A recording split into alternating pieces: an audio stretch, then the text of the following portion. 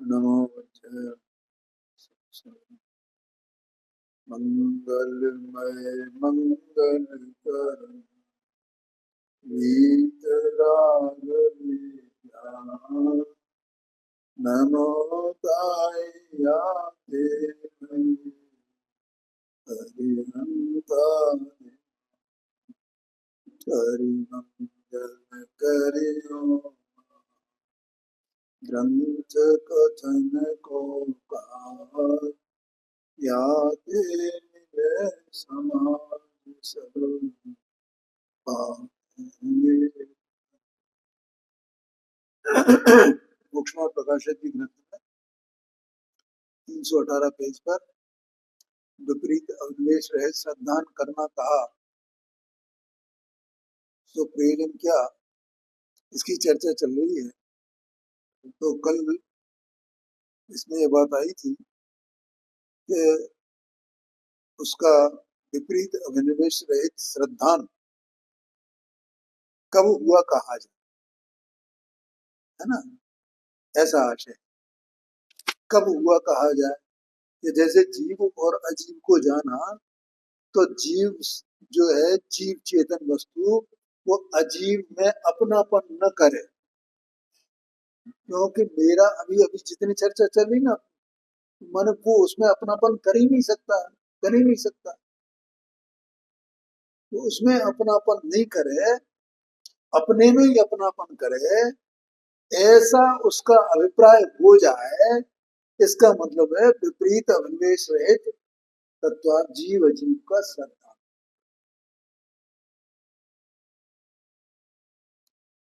ये तत्व श्रद्धान का ये अभिप्राय है, जो घोष में लिखा है।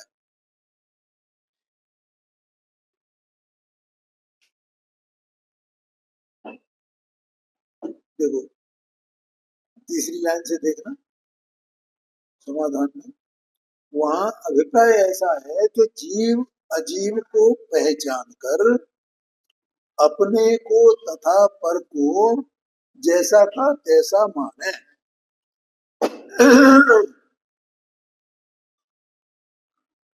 ठीक है। और एक पहले लिखा भी है इसमें, 316 पेज पे एक पन्ना पलटो पीछे, अंतिम पैरा है।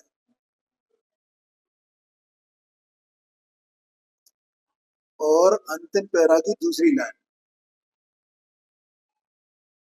316 पेज पर अंतिम पैरा की दूसरी लाइन, यह दोनों जाति जानने से है, जीव को आपा पर का श्रद्धान हो, तब पर से भिन्न अपने को जाने। पर माने यहाँ देह मन वाणी ज्ञान वर्ण आदि आठ कर्म वगैरह सभी पूरा स्त्री पुत्र आदि सब धनदान सब पूरा जगत, ये पर अन्य जीव शिष्य गुरु देव गुरु शास्त्र सब कुछ, ये पर से भिन्न अपने को जाने।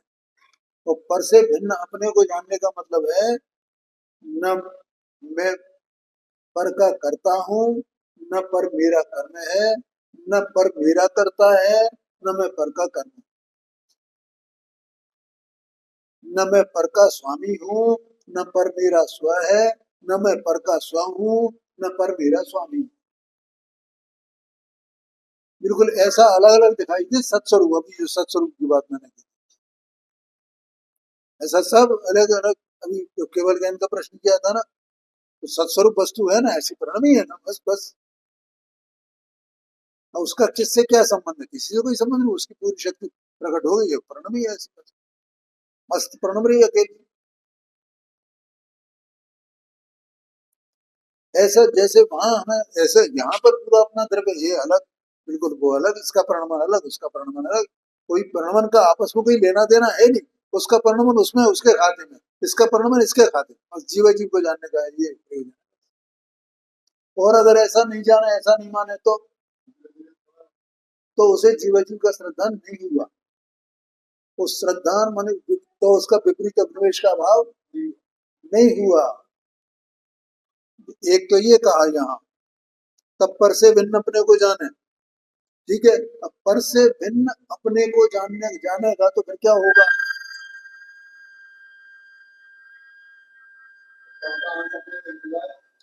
उसका फल क्या होगा? उसका फल बता रहे हैं यहाँ पे, अपने हित के अर्थ मोक्ष का उपाय। पर से भिन्न अपने को जाने तो अपने हित के अर्थ मोक्ष का उपाय करे, और अपने से भिन्न पर को जाने तो पर से विरत हुए, पर में उदासीन होएगा ना। क्या कहा? पर से उदासीन होएगा, पर में रुचि नहीं रहेगी। अगर पर में रुचि बनी हुई है और जीव जीव का श्रद्धान हो गया तो हुआ, और विपरीत अभिनिवेश नहीं रहा। विपरीत अभिनिवेश तो वहां का वहीं रहा ना, वो नहीं छूटा। ये आशय तो ये इस तरह से। तो यहाँ केवल संक्षेप में कह दिया पंडित साहब ने कि जीव अजीव को पहचान कर अपने को तथा पर को जैसा का तैसा माने।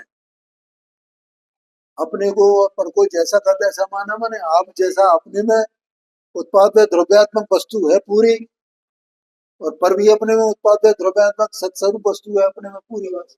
और इनका कोई आपस में संबंध है ही नहीं, दो सत का कोई आपस में संबंध नहीं है। ऐसा आशय है।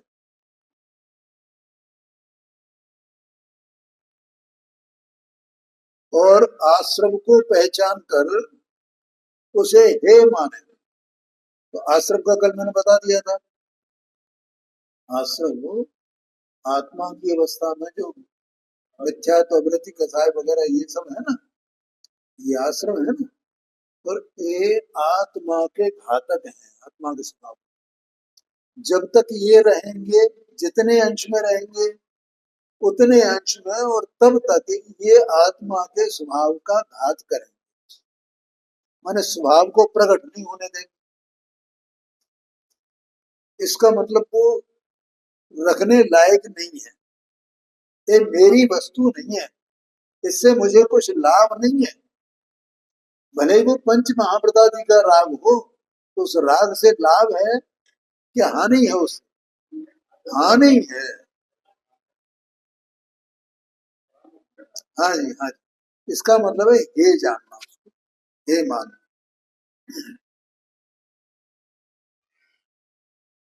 और बंध को पहचान कर उसे अहित माने। बंध को कल पता है तुमने, उस संसार का कारण है बस। तो संसार में जीव का हित है क्या? हित है, अहित है। तथा अब आगे चलते हैं इसके, संबर को पहचान कर उसे उपाधेय माने। संबर माने, देखो भैया, जो जितने अंश में मिथ्यात्व रागादि का अभाव हुआ, कसाय का अभाव हुआ, जितने अंश में, जैसे मिथ्यात्व का अभाव हुआ और मिथ्यात्व के साथ में अनंतानुबंधी का अभाव हुआ चौथे स्थान में। तो उतने अंश में आत्मा की अवस्था में उज्ज्वलता, पवित्रता, शांति, आनंद, ये सब प्रकट हुआ कि नहीं? ज्ञान, ज्ञान की उज्ज्वलता वहां हुई कि नहीं हुई? तो वो ज्ञान की उज्ज्वलता, वो शांति, वो सुख, इसका ही नाम इसका जो वेदन होता है ना, इसका नाम, वो जो अनुभव में आता है ना, अनुभव में आता है, वो जानने में आता है, वो उसमें प्रकाशित होता है, इसका नाम संवर है। तो यही तो मुझे चाहिए, यही मेरा स्वरूप है, यही मैं हूँ, यही यही, इसके अलावा मुझे कुछ नहीं चाहिए जगत में। इसका मतलब वो उपाधि है।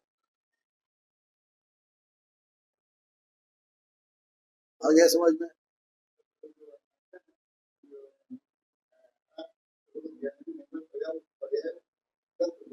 हाँ जी, हाँ जी, हाँ जी, मैं फिर बता रहा हूँ, जितने वो मिथ्यात्व का अभाव हुआ कि नहीं, तो है, मिथ्यात्व का अभाव हो गया, इसका मतलब संशय, विपर्य, अनध्यवसाय का अभाव हो। बोलो, समझ में आया? और संशय विपर्य अनध्यवसाय वो ज्ञान पर आवरण की तरह है। तो ज्ञान उज्जवल नहीं है वहां। तो ज्ञान में वो जैसा वस्तु का स्वरूप है वैसा जानने की ताकत ही प्रकट नहीं हुई है। सौर पर को सौर पर को जानने की जैसी ज्ञान की कला है वो कला प्रकट नहीं हुई। समझ गए ना? अभी अभी बताया ना, तो आवरण आवरण है। ये भले ही कितना ही मचमचाता रहे ज्ञान में कि मैंने इतने शास्त्रों को जानता हूँ, मैं ये जानता हूँ, मैं ये जानता हूँ, और अगर वो नहीं हुआ है तो, मिथ्यात्व का अभाव नहीं हुआ है तो ज्ञान में संशय विपर्य अनध्यवसाय ये आवरण है, ये बाधक तत्व हैं जिनके कारण से ज्ञान में उज्जवलपना प्रकट नहीं होता है। और उज्जवलपना नहीं हुआ तो वो अपने स्वरूप को, पर स्वरूप को जैसा का तैसा नहीं जानता है। और जब तक जैसा का तैसा नहीं जानता है तब तक निराकुलता नहीं होती है। बहुत मुश्किल बात है। उसका संबंध कैसे है ज्ञान के, ज्ञान की जो संशय विपर्य अनित्यता का अभाव हो जाए और ज्ञान में उज्जवलपना आ जाए, इसका मतलब ज्ञान निराकुल हो गया है और उसे कोई व्याकुलता नहीं है।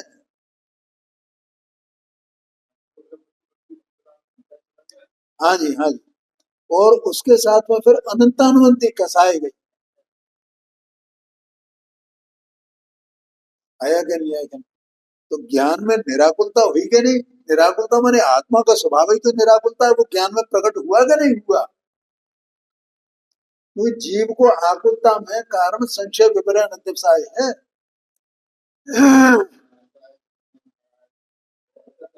हाँ जी, हाँ जी। ये बहुत मुश्किल है समझना इसको। हाँ जी, हाँ जी। देखो, अपने को जो संशय विपर्य अनित्यवसाय है ना, तो ऐसा अंतरंग में निमित्त निमित्त भाव है कि इसको संशय विपर्य अनित्यवसाय है, तो इनको दूसरे पदार्थों को जानने की इच्छा बनी रहती है, और वो इच्छा आकुलता रूप है, दुख रूप है।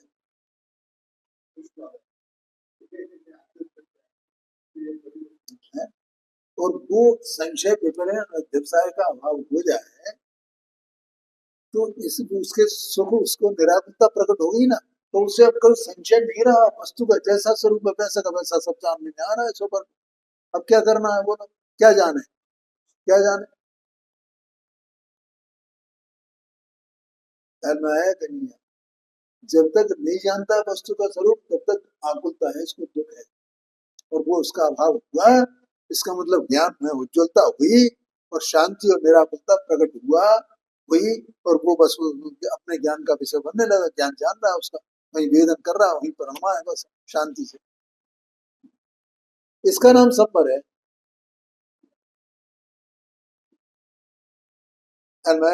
अब देखो इसमें अभी जो मैंने चर्चा की ना, सहज ही इसमें दो गुण आ गए सम्यक दर्शन के, एक निशंकपना और एक निकांक्षितपना।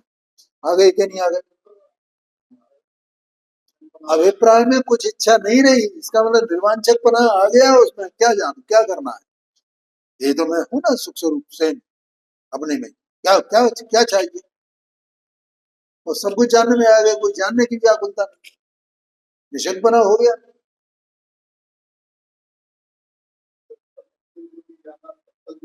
हाँ जी, हाँ जी, हाँ जी।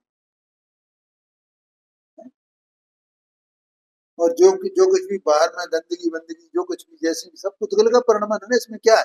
और वहां वैसी उससे वो नहीं रही है जो उपसा वगैरह, इसका मतलब निर्णय चिकित्सा हो गई और अमूढ़ दृष्टि हो गई, क्योंकि किसी को मूर्ता रही नहीं वहां, सब कुछ स्पष्ट हो गया। न देव मूर्ता, न गुरु मूर्ता, न लोक मूर्ता, कुछ नहीं। हाँ जी, हाँ जी। केवल सम्यक दर्शन होने से, ज्ञान में अपने को जानने से, इसका नाम संबर है, संबर बताना। अब यही उपाधि है ना, बस यही तो चाहिए भाई, मेरा तो सारा दुख दूर हो गया।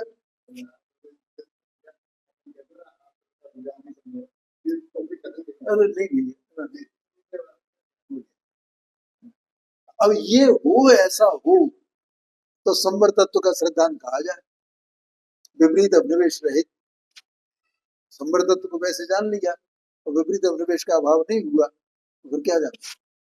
तो संवर उपादेय है, ऐसा लगे यही चाहिए, यही चाहिए, यही, ये ध्वनि अंदर से होनी चाहिए और कुछ नहीं चाहिए।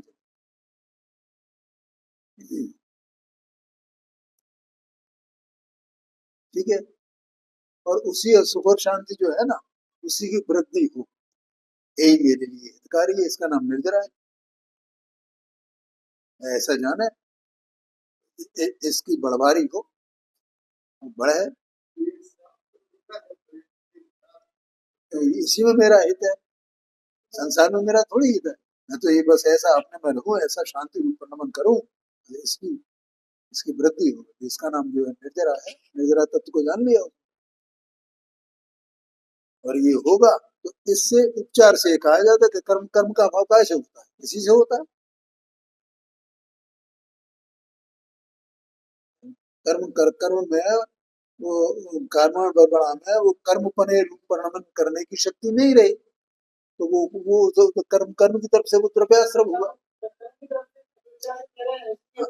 हाँ हाँ, तो द्रव्याश्रम द्रव्य संबंध ऐसा वो कहा जाएगा वो है। क्योंकि ऐसे ही परिणमन का, जीव के परिणमन का, उसका जीव के परिणमन का ऐसे ही निमित्त में संबंध है ना, बस। तो इसलिए उसे हित माने और मोक्ष को पहचान कर। अब उसको एक ख्याल में आ गया। अभी अभी देखो अपने को बाधक तत्व क्या है और स्वरूप क्या है, और ये बाधक तत्व का आंशिक रूप से अभाव हुआ तो परिपूर्णपने अभाव होकर के फिर मोक्ष दशा कैसी होगी उसके ख्याल में आएगी नहीं आएगी। और वही परम हित है ना, आत्म को हित है शिव सुख सोष, सो सुख आकुलता बिन कहिए, आकुलता शिव माए न तात है। मोक्ष में आकुलता नहीं है, इसलिए वो परम हित है। बस ऐसा ही मैं अकेला रह जाऊं, मुझे कुछ नहीं चाहिए, सब संसार का बंधन ये सब छूट जाए, वही परम हित है, अकेला रह जाऊं। अभी तो बताया ना, वो लोग सब कैसे जानने में आ रहा है, क्या कर रहा है आत्मा उसके लिए, कुछ नहीं, वो तो अपने में पड़ा हुआ है बस मस्त। सहज में ज्ञान की कला खिल गई है, सब जानने में आ रहा है। अद्भुत बातें हैं और अद्भुत है और प्रामाणिक है, ऐसा नहीं है कुछ भी कथन किया जा रहा है।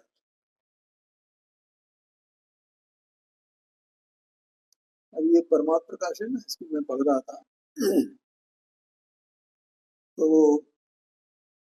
उसमें जो पहली गाथा आई है वो सिद्ध भगवान को नमस्कार किया है, परमात्मा को। हाँ, जे जाया चाणक्य कर्म कलंक डहे, नित्य निरंजन नानमय ते परमपुण भी, ऐसी गाथा है। तो भगवान को निरंजन क्यों कहा गया? अंजन माने कालिमा, और वे निरंजन है माने कालिमा नहीं, माने द्रव्य कर्म लोकर्म भाव कर्म की कालिमा। तो उसकी व्याख्या में ये लिखा है कि निरंजन क्यों कहा। एक मत है वो ऐसा मानता है कि 100 कल्प कालों के बाद, 100 कल्प कालों में के बाद ये संसार पूरा खाली हो जाता है और सारे जीव मोक्ष में चले जाते हैं। और फिर यानी किसको, ब्रह्मा को किसको ये चिंता होती है, मतलब फिर उसके बाद ये सब मोक्ष में चले गए, अब संसार कैसे चलेगा। तो वो सबको बेकारी करके फिर संसार में भेज देता है।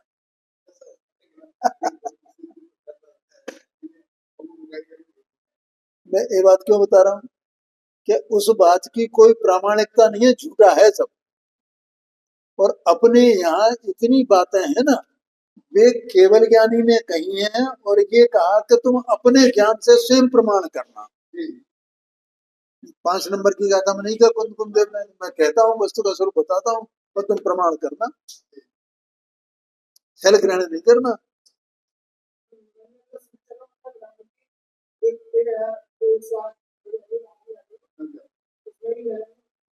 हाँ हाँ, मैं आता है, मैं यहाँ ये बता रहा हूँ कि निरंजन क्यों कहना पड़ा, क्योंकि एक मत ऐसा मानता है, पर ऐसा है ही नहीं। जो जीव वहां चला गया, अब वो वहां लौट के कैसे आएगा संसार में, कहाँ से आएगा उसके विकार, तो गप्पे हैं सब, झूठी बात है। ये तो अनुभव करने वाला स्वयं अनुभव ऐसा करता है ना। अभी जो बताया संवर्त निर्जरा का स्वरूप, कि अरे ये सब छूट रहा है, और ये मतलब तर्क से भी अनुमान से भी ये सब बातें सिद्ध होती हैं। हाँ जी, ऐसा तत्वार श्रद्धान का अभिप्राय है, अर्थात 7 तत्वों का जो तत्वार श्रद्धान है, वह तत्वार श्रद्धान को, तत्वार श्रद्धान करने वाले का जहाँ सत्य तत्व श्रद्धान होगा, वहां पर उसका अभिप्राय ऐसा होगा। अगर ऐसा अभिप्राय नहीं होता है, विपरीत अभिप्राय रहता है, तो भले ही वो तत्व श्रद्धान करे, उसे सम्यक दर्शन नहीं कहा जा सकता। इतना है। उससे उल्टे अभिप्राय का नाम विपरीत अभिनिवेश है। सच्चा तत्व श्रद्धान होने पर इस विपरीत अभिनिवेश का अभाव होता है, इसलिए तत्व श्रद्धान है सो विपरीत अभिनिवेश रहित है, ऐसा यहाँ कहा। ठीक है, और ऐसा ही आशय जहां जहां भी ये बात आई है कि तत्व श्रद्धानम सम्यक दर्शन, उसका वहां वहां ऐसा ही आशय है। तत्व श्रद्धानम सम्यक दर्शन कहा ना, तो अब लोग उसका उल्टा अर्थ लगा लेते हैं। ठीक है, तत्व श्रद्धान हो गया तो सम्यक दर्शन हो गया, पर सम्यक दर्शन किसका नाम है? यह विपरीत अभिनिवेश के अभाव का नाम सम्यक दर्शन है। तत्व श्रद्धान तो वहां उसका निमित्त है, निमित्त कारण है बस।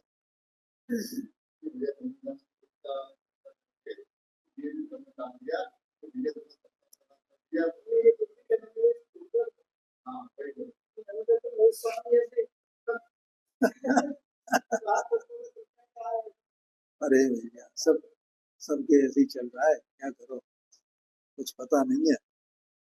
जो स्वाध्याय वगैरह है ही नहीं कहीं कुछ, कहाँ कहाँ उपयोग लगा रहता है। स्वाध्याय करने वाला तो घर में रहे भैया, पहले स्वाध्याय करो शांति से, जरूरत क्या है सब बाहर के उसकी। देखो आगे कहते हैं, अथवा किसी के आभास मात्र तत्वार श्रद्धा होता है, सच्चा नहीं होता, आभास मात्र, उसे लगता है तो श्रद्धा हो गया, देह मन वाणी है सब अजीब तत्व है ना, मैं तो आत्मा हूँ, तो मैं अलग हूँ यार, ये अलग है, मैं जीव तत्व हूँ, ये अजीब तत्व है, मेरे ज्ञान दर्शन है, इनमें ज्ञान दर्शन नहीं है। बच्चों को नहीं पढ़ाते बाल को, तो मैंने तो जीव अजीब को जान लिया।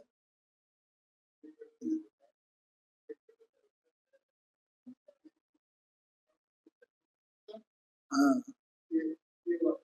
बिल्कुल, ऐसे जीव अजीब का हो गया, और मैं सब वो ये, तो आश्रम होता है ना, तो राग देश में ये आश्रम है, ये भावाश्रम है, और वो उसके निमित्त से जीव को जो कर्म का आश्रम होता है, कर्मों का आश्रम होता है, वो द्रव्य आश्रम है। इसमें क्या है,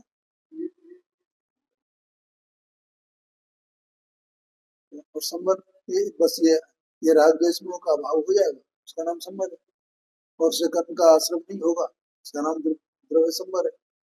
और इधर जीव की जैसे जैसे अंदर में शुद्धता बढ़ेगी, तो वो भाव निर्जरा है, और ये उसके निमित्त से जो कर्म का बंध नहीं हो रहा है, आश्रम नहीं होगा तो बंध कहाँ से होगा, वो द्रव्य निर्जरा हो गई, ऐसे ही बस मोक्ष हो जाता है, वो कर्म छूट गए, जीव अकेला रह गया, मोक्ष में चला गया, मोक्ष।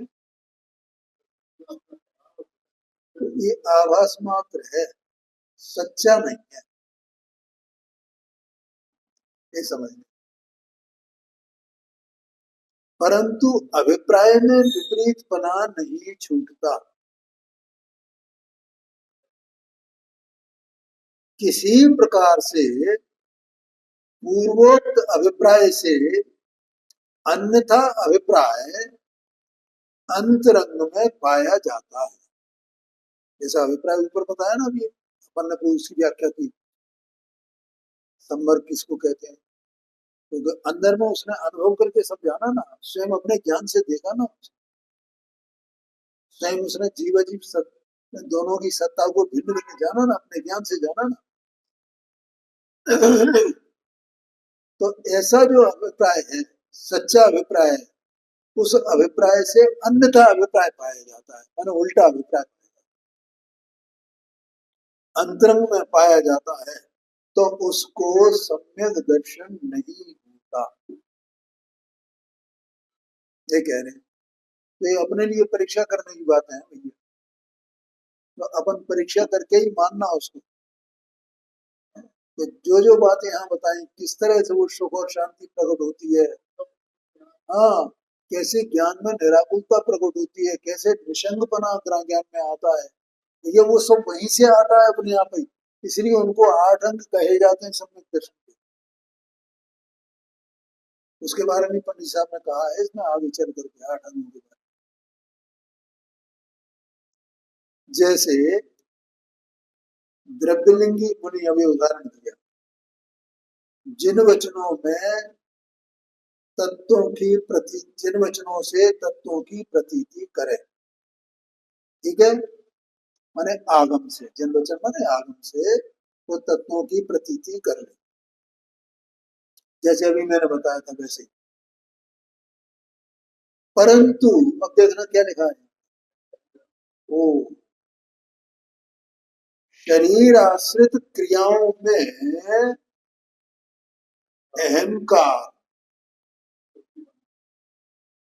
अहंकार माने मैं करता हूं, ऐसा अभिप्राय, इस अभिप्राय का नाम अहंकार है।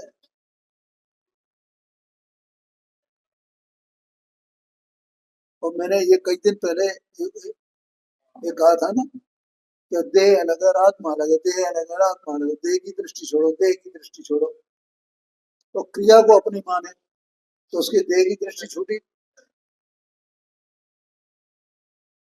छूटी नहीं है। तो वो देह की क्रिया में शरीर से जितनी क्रिया है, वो क्रिया तो शरीर की स्वतंत्रपने चल रही है कि आत्मा कर रहा है उसको, स्वतंत्रपने चल रही है, आत्मा उसका करता है ही नहीं।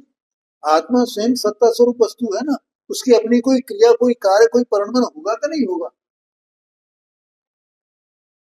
है? तो उसको उसको नहीं पहचाना, और उसकी शरीर की क्रियाओं को शरीर में और आत्मा की क्रिया को आत्मा में, दोनों बिल्कुल अलग अलग दिखाई दे, तो वो दिखाई नहीं दिया, पर मानने लगा कि मैं जीव को जानता हूँ, जीव को भी जानता हूँ, दोनों अलग अलग है। इसलिए यहाँ पर शरीराश्रित क्रियाओं में अहंकार, देखो जो द्रव्यलिंगी होता है ना, उसकी बहुत मंद कसाई होती है, बहुत अत्यंत अत्यंत मंद कसाई, लेकिन शरीर की क्रिया में अहंकार, माने मैं करता हूं ऐसा अभिप्राय है, इसका नाम अहंकार है।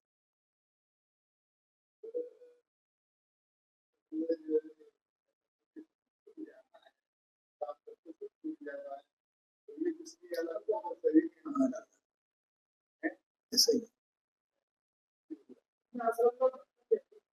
हाँ, हाँ जी, मैंने पहले तो ये पहला पॉइंट है, अभी तो आएगा जीव अजीव के भेद विज्ञान उसके वास्तव में नहीं, उसमें उसका अहमपना शरीर की क्रिया में हो ही नहीं सकता कि उसको सम्यक दर्शन हो। तो क्रिया हुए बिना, क्यों सत्ता स्वरूप वस्तु है ना, तो उसकी क्रिया नहीं होगी क्या, होगी क्रिया, लेकिन उसका उसमें अहमपना नहीं है बस ज्ञानी का,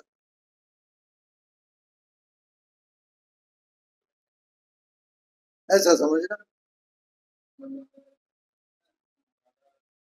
जो भी क्रिया हो, जितनी भी हरकत, मैंने उसको हरकत शब्द से मैं कहता हूँ उसको, क्रिया माने उसकी हरकत। जैसे कोई अंग फड़कत, वो भी हरकत है क्या नहीं? सारी क्रिया पूरी जितनी भी है, बोलने की, उठने की, बैठने की, जो कुछ भी जैसी क्रिया, जो भी परिणमन इसका चल रहा है, ये बिल्कुल मुर्दे का परिणमन है, ऐसा दिखाई दे।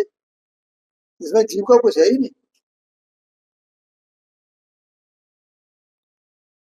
आया क्या नहीं आया?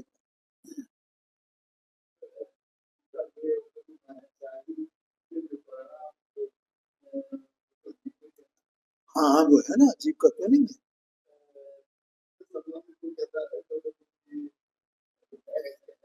हाँ जी, हाँ जी, हाँ जी, हाँ जी, हाँ बिल्कुल बिल्कुल, दो अलग अलग सत्ता है। द्रव्य गुण पर्याय, उनके जो स्वभाव विभाव पर्याय जो कुछ भी हो, सब अपने में एक तरफ। और ये इसकी एक क्रिया, ये क्रिया, शुभ क्रिया अशुभ क्रिया जो कुछ भी इसकी है, सारी की सारी इसकी एक तरफ, बिल्कुल एकदम दो फाड़ अलग अलग। भले ही एक साथ में तो क्या हुआ?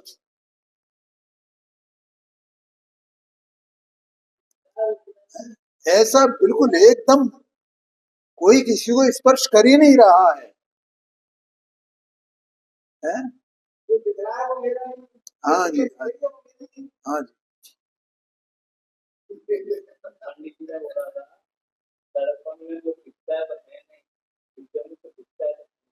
हाँ जी, बिल्कुल बहुत बढ़िया। हाँ जी,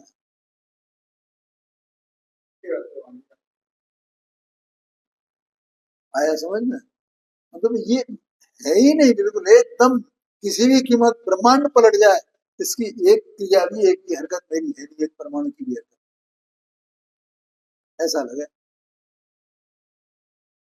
अब जब तक ऐसा नहीं लगता है, इसका मतलब उसका अभिप्राय में उसको मैं करता हूँ, ऐसा अहंकार बैठा हुआ है। ऐसा अभिप्राय का नाम अहंकार है भैया।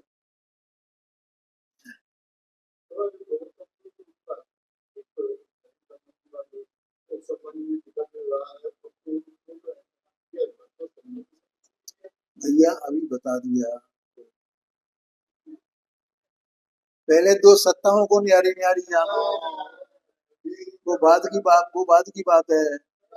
अभी तो दो सत्ताओं को न्यारा न्यारा जानना, उनके द्रव्य पर्यायों को न्यारा न्यारा जानना। अब उस पर्याय में चाहे स्वभाव पर्याय हो, चाहे विभाव पर्याय, जो कुछ भी है सब। हाँ, ये पहला स्टेप है। ये जीव अजीव के श्रद्धांत का तात्पर्य इतना ही है बस।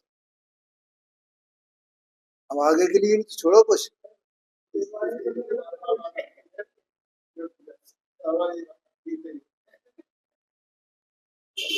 कोई चिंता की बात नहीं है। अभी ले ना विभाव पर्याय सब इसकी, जितनी अशुभ शुभ भाव जो कुछ भी सब इसी के हैं। हाँ, शुभ भाव, शुद्ध भाव, अशुद्ध भाव जो कुछ भी है सब इसी का है।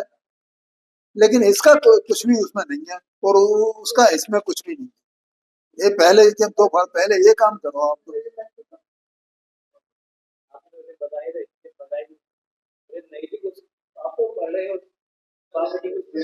कोई बात नहीं, कोई बात। और अपन उसको बार बार समझेंगे तो भी कोई बात नहीं। आ गया ना समझ में? पहले तो यहाँ फूटा गाड़ दे बिल्कुल एकदम, कुछ भी हो जाए, ब्रह्मांड पलट जाए, इसका एक परमाणु, एक भी हरकत नहीं इसकी मेरी नहीं, कुछ भी हो जाए, मेरे प्राण क्यों नहीं चले जाए? ये समझ। हाँ जी, पूरा इसका जो कुछ भी चल रहा है इसमें सब इसी का है, अंदर से बाहर से पूरा है।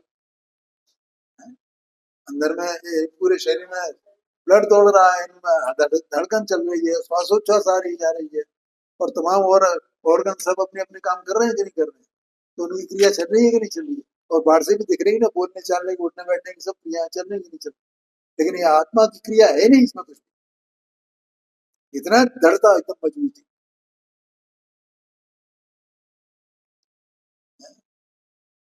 और जब तक ये नहीं है, तब तक इसकी क्रिया, उसके करने पाने का अहंकार अभिप्राय पड़ा रहता है, भेद विज्ञान नहीं होता।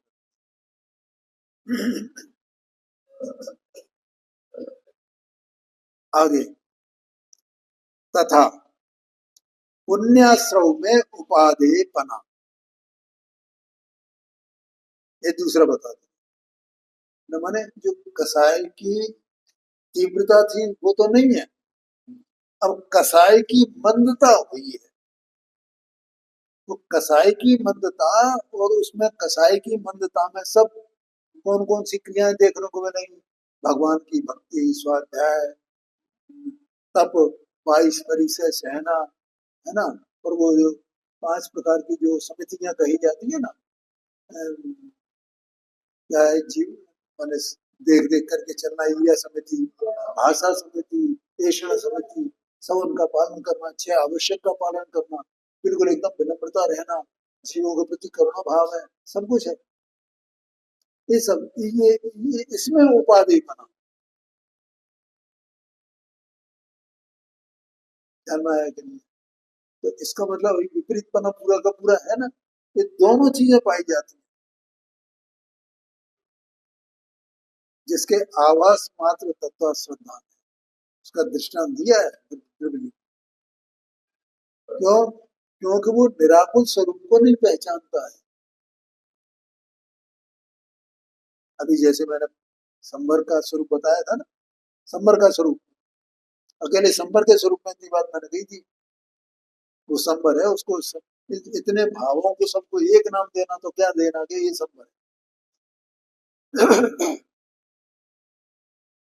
तो वो सब, तो वो संबर तो इसको प्रकट हुआ नहीं, तो वो कसाई की मंदता है, उसी को वो संबर मानता है। लिखा पर नहीं सामने इसमें, शुभ भाव को ही संबर मानता है।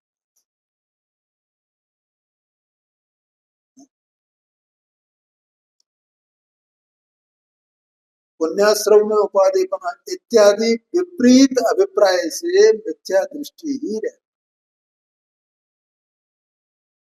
इसलिए जो तत्वार श्रद्धान विपरीत अभिनिवेश रहित है, वही सम्यक दर्शन है। यहाँ दृष्टांत दे दिया था उसका, त्रिवेणी का। इस प्रकार विपरीत अभिनिवेश रहित जीवादि तत्वार्थों का श्रद्धानपना सुसम्यक दर्शन का लक्षण है, और सम्यक दर्शन लक्ष्य है। तत्वार्थ श्रद्धान सम्यक दर्शन ऐसा आगे दिया है ना, तत्वार्थ सूत्र में कहा है, तत्वार्थ श्रद्धानम सम्यक दर्शनम। तत्वार्थ श्रद्धानम सम्यक दर्शन, इसका आशय क्या है? कि आशय ये है पूरा, इस प्रश्न के समाधान में जितना लिखा है, अर्थात विपरीत अभिनिवेश, तत्वार्थों का श्रद्धान ऐसा हो जिससे विपरीत अभिनिवेश का अभाव हो, उसका नाम सम्यक दर्शन। हाँ, ये ऐसा समझ, हाँ जी, हाँ जी, यही बात है। तो इसी प्रकार का आगे भी कहा है, वही आगे चर्चा हम कर लेते हैं।